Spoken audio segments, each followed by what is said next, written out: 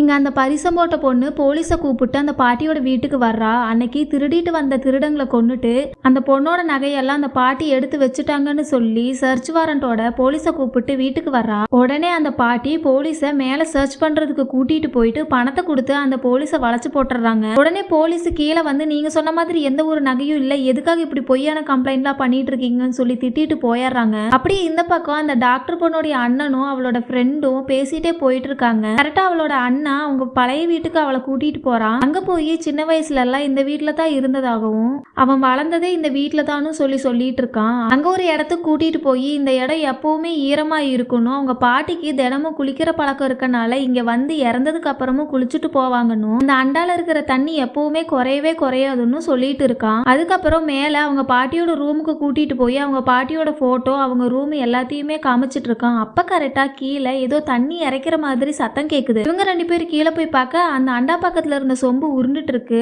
பார்த்தா அங்க யாரோ வந்துட்டு போன மாதிரி கால் தடை இருக்கு. உடனே அந்த கால் தடை ஃபாலோ பண்ணிட்டு இவங்க போறாங்க. அந்த கால் தடை கரெக்டா அவங்க பாட்டியோட சமாதிக்கு போகுது. உடனே அதையும் பார்த்துட்டு அந்த பொண்ணுடைய ஃப்ரெண்ட் எதுக்காக வீட்டுக்குள்ளேயே புதைச்சிருக்கீங்கன்னு சொல்லி கேட்கவும் அந்த டாக்டர் பொண்ணோட அண்ணன் அந்த கிழவி சரியான பேராசை பிடிச்சு இந்த வீடுனா அதுக்கு உயிர், அதனால வீட்டுக்குள்ளேயே புதைச்சிட்டோன்னு சொல்லி சொல்றா. அதுக்கப்புறம் கரெக்டா இந்த பக்கம் ஊஞ்சல் ஆடுற சத்தம் கேட்கவும் அங்க போய் நின்று பாக்குறாங்க. பார்த்தா அந்த அண்டா தண்ணியில மேல அந்த பாட்டியோட உருவம் மாதிரியே ஏதோ ஒரு உருவம் அந்த பொண்ணோட கண்ணுக்கு தெரியுது. உடனே அந்த பொண்ணு மேல யாரோ இருக்காங்க, நான் போய் பார்த்துட்டு வரேன்னு சொல்லி போக அந்த பொண்ணுடைய அண்ணன் வேண்டான்னு சொல்லி பிடிச்சி இழுத்துட்டு வந்துடுறான். கரெக்டா அந்த டாக்டர் பொண்ணு வரவும் அந்த டாக்டர் பொண்ணுடைய அண்ணன் அவகிட்ட சொல்றா அந்த வீட்டுக்கு போனதா சொல்லவும் இவ உடனே பயந்துட்டு இதுக்கப்புறம் இங்க இருக்கக்கூடாது, கிளம்பி போயிடலான்னு சொல்லி அவளோட ஃப்ரெண்டை கூப்பிட்டுட்டு போய் பேக் பண்ணிட்டு இருக்கா. கரெக்டா அவளுடைய அப்பா வந்து உடனே எதுக்காக கிளம்புறீங்க, இன்னொரு 4 நாள் இருந்துட்டு போங்கன்னு சொல்றாரு. அந்த டாக்டர் பொண்ணுடைய அப்பா அவளுடைய அண்ணன் கிட்ட நான் காரைக்குடி வரைக்கும் போயிட்டு வரேன்னு சொல்லி சொல்ல உடனே அவன் எதுக்காக ஊருக்கு போறீங்கன்னு சொல்லி கேக்குறான். அவங்க அப்பா இங்க நடக்கிறதெல்லாம் பார்த்தா நம்ம ரொம்ப நாளைக்கு இந்த ஊர்ல இருக்கிற மாதிரி எனக்கு தெரியல, உடனே நான் மைக்காரியை போய் பார்த்துட்டு வரேன்னு சொல்லிட்டு போக கரெக்டா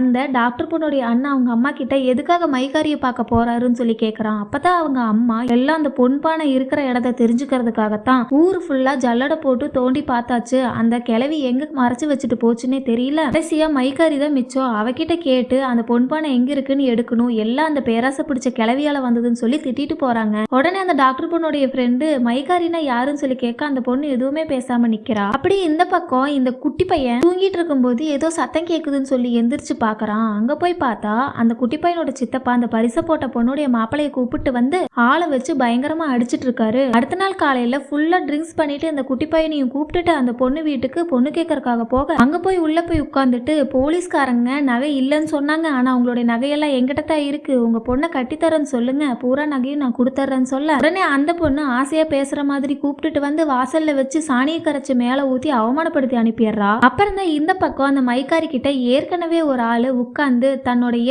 ரத்தன கல்லை காணும்னு சொல்லியும் அந்த கல் எங்க இருக்குன்னு சொல்லி எனக்கு கண்டுபிடிச்சு கொடுன்னு சொல்லி கேட்க அந்த கல்லை ஆசைக்காகலாம் நான் அடமானம் வைக்கலன்னு என்னுடைய குடும்ப கஷ்டத்துக்காகத்தான் அந்த குட்டி பையனோட பாட்டி கிட்ட அடமானம் வச்சேன்னு கடைசி வரைக்கும் அதை திருப்பவே முடியலன்னு அந்த கிழவி அதைய பொன்பானைக்குள்ள வச்சு மறைச்சு புதைச்சு வச்சுட்டு இறந்து போயிட்டா. அந்த ரத்தனக்கல் என் வீட்டை விட்டு போனதுல இருந்து என் வீடு இன்னும் தலையெடுக்கவே இல்ல, தயவு செஞ்சு அது எங்க இருக்குன்னு சொல்லி கேட்டுட்டு இருக்கா. கரெக்டா அந்த மைக்காரி பொன்பானையை தேடி நீ மட்டும் இல்ல அந்த கிழவியோட பையனே இங்க வரப்போறான்னு சொல்ல கரெக்டா அந்த டாக்டர் பொண்ணுடைய அப்பாவும் அங்க போறான். அவன் போனதும் அந்த மைக்காரி நீ அந்த பொன்பானையை தேடிதான் என்கிட்ட வந்திருக்கேன்னு எனக்கு தெரியும், ஆனா உனக்கு அது கிடைக்கணும்னா நீ அதை பத்தி நினைக்காம மறக்கறதா உனக்கு நல்லதுன்னு சொல்ல அவன் உடனே அதிர்ச்சியில என்னம்மா சொல்றீங்கன்னு சொல்லி கேட்க ஆமா உன் குடும்பத்துக்கே பொன்பொருள் மேல ஆசைப்படக்கூடாதுங்கிற என்ன வேணும்னு சொல்லியும் உங்க அம்மாவும் அடங்கல, இப்ப நீயும் அடங்க மாட்டேங்கிற, அது மட்டும் இல்லாம நீ இப்ப பாத்துருக்கிறது கருப்பனுக்கு எதிரான வேலை, கருப்புடைய கோவத்துக்கு நீ இப்ப ஆளாயிருக்கிற, நாளைக்கு காலையில உங்களுடைய கருப்பு கோயில்ல ஒரு உடுக்க பூஜை ஒண்ணு இருக்க போகுது, அந்த பூஜை அப்போ கருப்பு உங்ககிட்ட என்ன கோரிக்கை கேக்குதோ அதை நீ கண்டிப்பா மறுக்காம செஞ்சே ஆகணும், அதையும் மீறி நீ செய்யலைன்னா நான் மட்டும் இல்ல எந்த சாமியுமே உன்னை மன்னிக்காதுன்னு சொல்லி உடனே அவரு கொஞ்சம் கூட மன திருப்தியே இல்லாம அங்கிருந்து கிளம்பி வீட்டுக்கு போயிடுறாரு. அங்க போய் வீட்டுல எல்லாரும் என்ன உடனே வந்துட்டீங்கன்னு சொல்லி கேட்டுட்டு இருக்க கரெக்டா அந்த கோயில் பூசாரியும் வராரு. அவர் வந்து நாளைக்கு காலையில கருப்பு கோயில்ல உடுக்க பூஜை இருக்குது, இதுக்கு கருப்போட கட்டளை எல்லாருமே கண்டிப்பா கலந்துக்கணும்னு சொல்லிட்டு போயிடுறாரு. அடுத்த நாள் காலையில பூஜைக்கு எல்லாருமே போறாங்க. ஊர்க்காரங்க எல்லாம் கூடியிருக்கிற இடத்துல கருப்பு ஒவ்வொருத்தரா கூப்பிட்டு வாக்கு சொல்லிட்டு இருக்குது. அப்ப கரெக்டா யார் அது என் மேல நம்பிக்கை இல்லாம மைக்காரிய போய் பார்க்க போனதுன்னு சொல்லவும் கரெக்டா அந்த டாக்டர் பொண்ணுடைய அப்பா நான் தான் சொல்லி போக உன் வம்சத்துக்கே பொன் பொருள் மேல ஆசைப்படக்கூடாதுன்னு சொல்லி எவ்வளவோ தூரம் சொல்லியும் நீங்க கேட்க மாட்டேங்கிறீங்க, இதுக்கப்புறமும் பொன் பொருள் மேல ஆசைப்பட்டுட்டு இருந்தீங்கன்னா உன்னுடைய தலை துண்டா கீழே உருள போகுதுன்னு சொல்லி சொல்ல எல்லாருமே ரொம்ப பயத்தோட இருக்காங்க.